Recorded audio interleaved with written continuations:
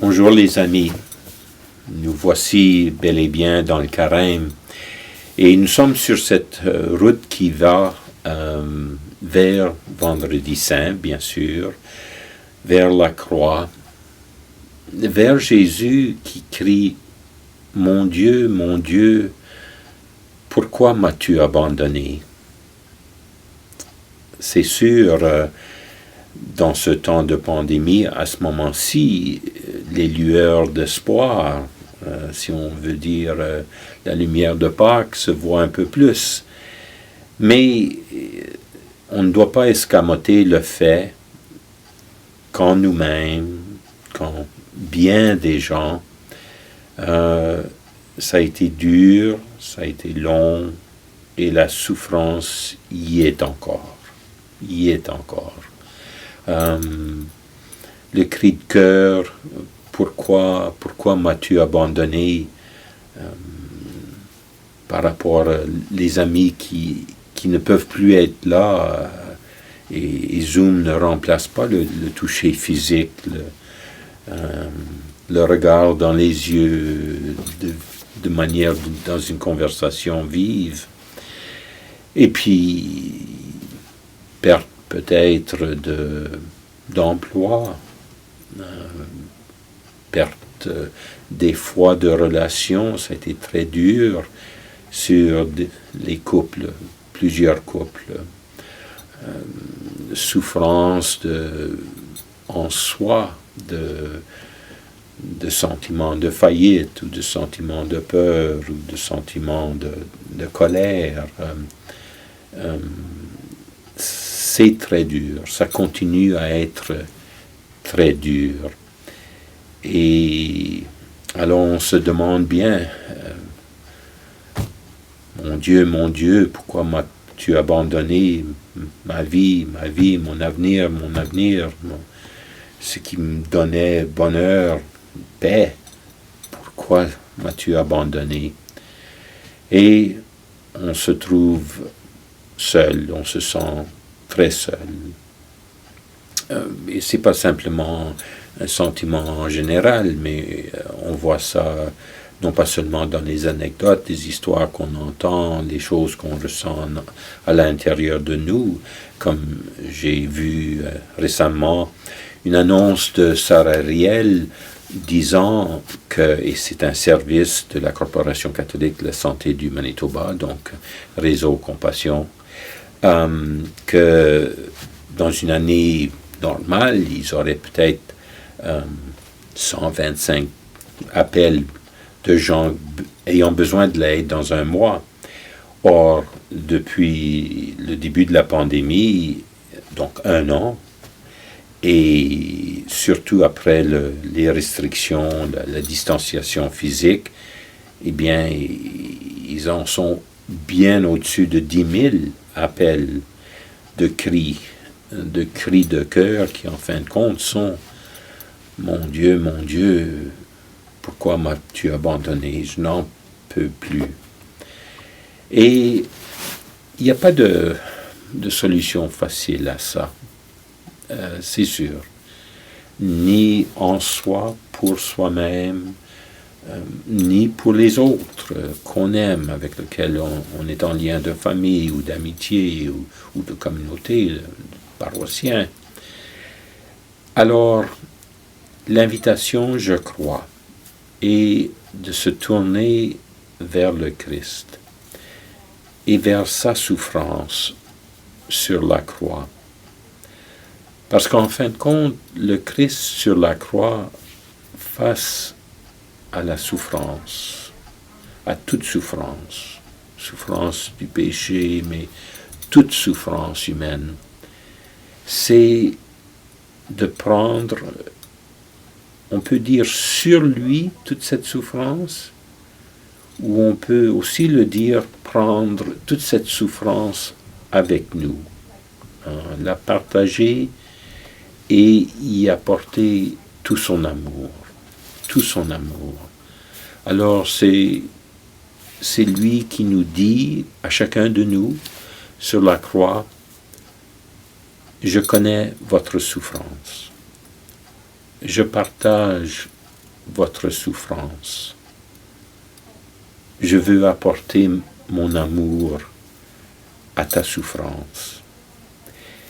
Et on peut dire, mais qu'est-ce que ça fait, ça? Eh bien, dans la prière, nourrissant cette conversation, cette reconnaissance que le Seigneur est avec nous, qu'on n'est jamais abandonné, complètement abandonné, eh bien, c'est le plus important. Parce que le pire, c'est d'être seul, et surtout seul devant la souffrance.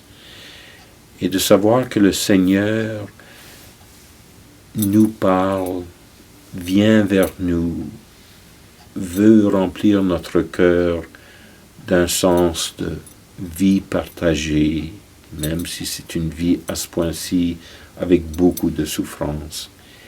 Et qu'il veut par cet amour-là nous donner courage, paix, guérison, force pour continuer.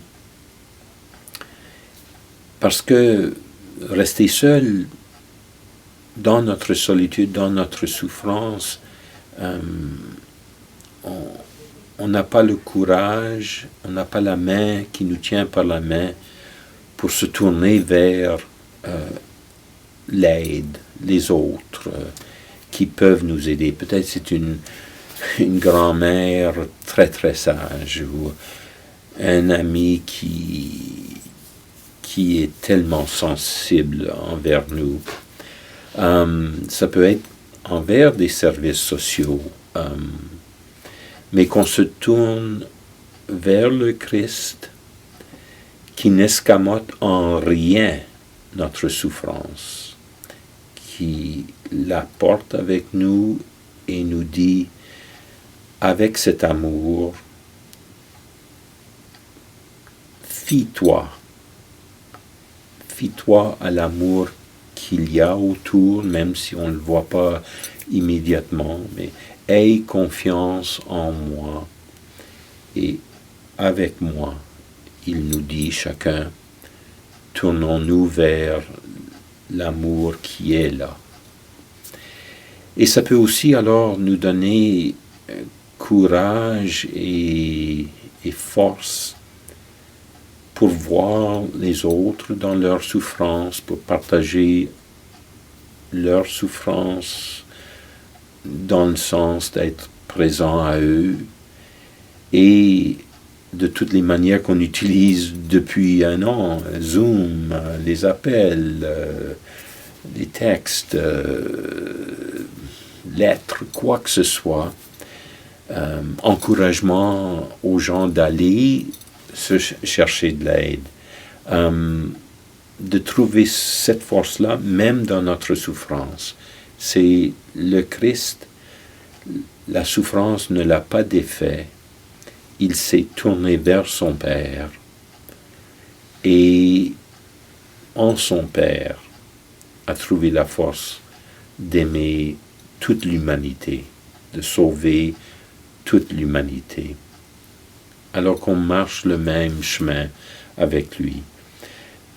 Il dit, mon Dieu, pourquoi m'as-tu abandonné? Mais le psaume finit avec ce psaume-là finit avec mon Dieu, je me remets entre tes mains. Ce serait aussi quelque chose qu'on entend dans le psaume 130. Et ça va comme ceci. J'espère le Seigneur de toute mon âme. J'espère et j'attends sa parole. Sa parole, qu'il nous aime, qu'il est avec nous, qu'il partage tout. Mon âme attend le Seigneur plus qu'un veilleur ne guette l'aurore. Plus qu'un veilleur ne guette l'aurore, attend le Seigneur, Israël. Oui, près du Seigneur est l'amour, près de lui abonde le rachat.